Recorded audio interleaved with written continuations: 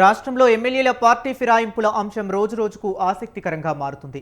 BRS party car గుర్తుపై గెలిచి ఆ తరువాత అధికార కాంగ్రెస్ కూటికి చేరిన 10 మంది ఎమ్మెల్యేలపై వేటు కోసం బీఆర్ఎస్ న్యాయ పోరాటం చేస్తూనే ఉన్నది.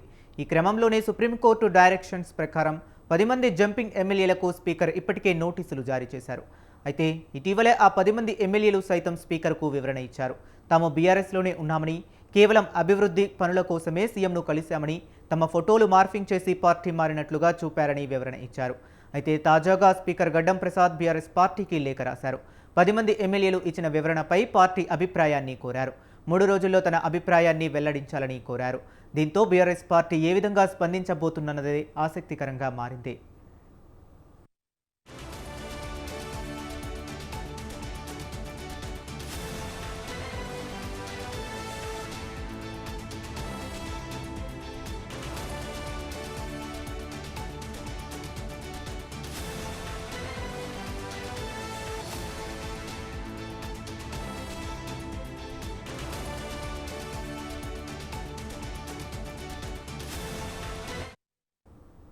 ఇక రాష్ట్రంలో ఎమ్మెల్యేల పార్టీ ఫిరాయింపుల అంశం రోజురోజుకు ఆసక్తికరంగా మారుతుంది. బీఆర్ఎస్ పార్టీ కారు గుర్తుపై గెలిచి ఆ తరువాత అధికార కాంగ్రెస్ గూటికి చేరిన 10 మంది ఎమ్మెల్యేలపై వేటు కోసం బీఆర్ఎస్ న్యాయ పోరాటం చేస్తూనే ఉంది. ఈ క్రమంలోనే సుప్రీంకోర్టు డైరెక్షన్స్ ప్రకారం 10 మంది జంపింగ్ ఎమ్మెల్యేలకు స్పీకర్ ఇప్పటికే నోటీసులు జారీ చేశారు. అయితే ఇటీవలే ఆ 10 మంది ఎమ్మెల్యేలు సైతం స్పీకర్కు వివరణ ఇచ్చారు. తాము బీఆర్ఎస్లోనే ఉన్నామని, కేవలం అభివృద్ధి పనుల కోసమే సీఎంను కలిశామని, తమ ఫోటోలు మార్పింగ్ చేసి పార్టీ మారినట్లుగా చూపారని వివరణ ఇచ్చారు. అయితే తాజాగా స్పీకర్ గడ్డం ప్రసాద్ బీఆర్ఎస్ పార్టీకి లేఖ రాశారు. 10 మంది ఎమ్మెల్యేలు ఇచ్చిన వివరణపై పార్టీ అభిప్రాయాన్ని కోరారు. 3 రోజుల్లో తమ అభిప్రాయాన్ని వెల్లడించాలని కోరారు. దీంతో బీఆర్ఎస్ పార్టీ ఏ విధంగా స్పందించబోతున్నదన్నది ఆసక్తికరంగా మారింది. ఇక ఇదే అంశం గురించి మరింత సమాచారాన్ని మా కరెస్పాండెంట్ సవీన్ ఫోన్ లైన్లో అందిస్తారు. సవీన్, చెప్పండి.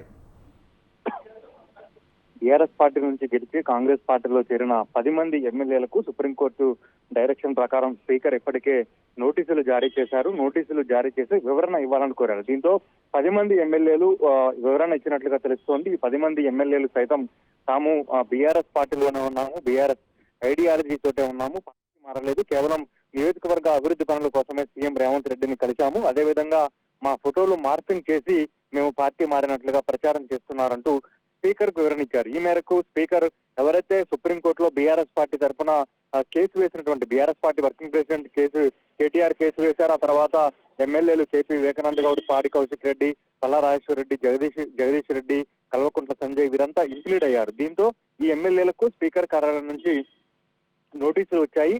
పార్టీ మారినటువంటి ఎమ్మెల్యేలు వివరణ ఇచ్చారు. వివరణలో తాము పార్టీ మారలేదంటూ స్పష్టం చేశారు. కాబట్టి మీ దగ్గర ఉన్నటువంటి ఆధారాలు 3 రోజుల్లోపు రిజైండర్ సమర్పించాలంటూ బీఆర్ఎస్ పార్టీ ఎమ్మెల్యేలకు స్పీకర్ కార్యాలయం నుంచి అసెంబ్లీ సెక్రటరీ పేరుతోటి లెటర్లు వచ్చాయి. దీంతో బీఆర్ఎస్ పార్టీ ఎమ్మెల్యేలు 3 రోజుల్లో ఎమ్మెల్యేలు పార్టీ మారిన అంశాలపై పూర్తి స్థాయిలో మరోసారి స్పీకర్ కార్యాలయానికి ఆధారాలతో సహా వివరాలు సమర్పించబోతున్నారు. మొత్తానికైతే సుప్రీంకోర్టు 3 నెలల్లోపు ఏదో ఒక చర్యలు తీసుకోవాలంటూ అసెంబ్లీ స్పీకర్ కు డైరెక్షన్ ఇవ్వటం, వెంటనే స్పీకర్ నోటీసులు ఎమ్మెల్యేలకు జారీ చేసి వివరణ ఇవ్వాలని కోరడంతో ఎమ్మెల్యేలు వివరణ ఇచ్చారు. దీంతో తాము పార్టీ మారలేదని ఎమ్మెల్యేలు ఒకవైపు చెప్తుంటే, మరోవైపు బీఆర్ఎస్ పార్టీ నుంచి గెలిచి కాంగ్రెస్ పార్టీలో చేరిన ఎమ్మెల్యేలు ఎందుకు బీఆర్ఎస్ పార్టీ ఆఫీస్కి రావట్లేదు, బీఆర్ఎస్ పార్టీ కార్యక్రమాల్లో పాల్గొనడం లేదంటూ BRS party working president KTR ప్రశ్నిస్తున్న పరిస్థితి మనకు కనబడుతుంది. మొత్తానికైతే పార్టీ మారిన ఎమ్మెల్యేల విషయంలో చివరి అంకానికి చేరుకుందని చెప్పుకోవచ్చు. స్పీకర్ సుప్రీంకోర్టుకు ఏ విధమైన అంశాలతో కూడినటువంటి నివేదిక ఇస్తారు, సుప్రీంకోర్టు ఎట్లాంటి నిర్ణయం తీసుకోబోతోంది అనేది ఇక్కడ ప్రధాన అంశంగా మారిందని చెప్పుకోవచ్చు.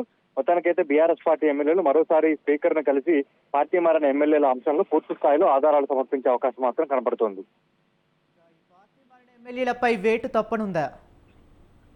అంటే అది ఎమ్మెల్యేలపై వేటు తప్పనుందంటే స్పీకర్ నిర్ణయం పైన ఆధారపడి ఉంటుంది. ఎందుకంటే ఇప్పటికే ఎమ్మెల్యేలు తాము పార్టీ మారలేదంటూ స్పీకర్ కు తెలియజేశారు. అదే విషయాన్ని బీఆర్ఎస్ పార్టీ ఎమ్మెల్యేలకు తెలియజేస్తూ మీ వద్ద ఏమన్నా పూర్తి స్థాయిలో ఆధారాలు ఉంటే మరోసారి మాకు తెలియజేయాలంటే స్పీకర్ కార్యాలయం నుంచి ఎవరైతే బీఆర్ఎస్ పార్టీ ఎమ్మెల్యేలు ఇంప్లీడ్ అయ్యారో వారికి లెటర్లు వెళ్ళాయి. దీంతో వారు మరోసారి స్పీకర్ కార్యాలయానికి పూర్తి స్థాయిలో ఆధారాలతో నివేదిక అందజేయబోతున్నారు. దీన్ని బట్టి స్పీకర్ ఎట్లాంటి నిర్ణయం తీసుకుంటారు, సుప్రీంకోర్టుకు ఏం తెలియజేస్తారు, తర్వాత సుప్రీంకోర్టు మరోసారి ఎట్లాంటి డైరెక్షన్ ఇస్తుంది. కేవలం సుప్రీంకోర్టు అసెంబ్లీ స్పీకర్లు కూడా స్వతంత్ర ప్రతిపత్తి కలిగిన వ్యవస్థ, రాజ్యాంగ పరిధిలోకి వస్తారు కాబట్టి డైరెక్షన్స్ మాత్రమే ఇవ్వగలుగుతుంది. కాబట్టి ఇది కొంత ఒక పూర్తి స్థాయిలో న్యాయపరమైన అంశంగా మనం చెప్పుకోవచ్చు. దీన్ని బట్టి ఇటు స్పీకర్ ఎట్లాంటి నిర్ణయం తీసుకుంటారు, ఎమ్మెల్యేల విషయంలో సుప్రీంకోర్టు ఎట్లాంటి డైరెక్షన్స్ ఇస్తుంది అనేది పూర్తి స్థాయిలో ఇటు స్పీకర్ అటు సుప్రీంకోర్టు విచక్షణ అధికారాలపై ఆధారపడి ఉంటుంది. కాబట్టి ఎమ్మెల్యేల విషయంలో ఏం జరుగుతుంది అనేది మాత్రం రాజకీయ వర్గాల్లో ఉత్కంఠగా మారిందని చెప్పుకోవచ్చు.